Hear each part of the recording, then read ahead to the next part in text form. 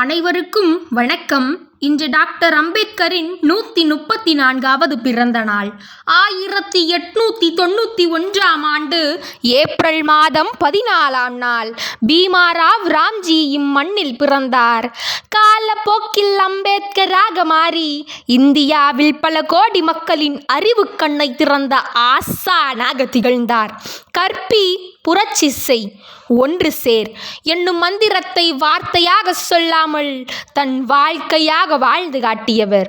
மக்களின் அறியாமையையும் மூட நம்பிக்கையையும் மனதிலிருந்து அகற்ற வேண்டும் என்று அல்லும் பகலும் உழைத்தார். அன்று கல்வி கற்க கூடாது என்று சொல்லியவர்கள் மத்தியில் தனது படிப்பால் இவ்வுலகை திரும்பி பார்க்க வைத்தவர். வாள், கத்தி போன்றவற்றால் செய்யும் போராட்டத்தை விட கல்வி மூலம் செய்யும் போராட்டம் மிகவும் சிறந்தது என்று நிரூபித்து காட்டியவர்.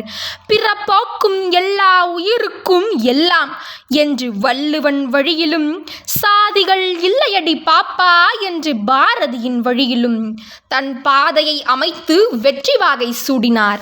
வாழும் காலத்தில் சொல்லிய வாக்குகள் அத்துணையும் செய்து காட்டிய சட்டமேதை அம்பேத்கர்.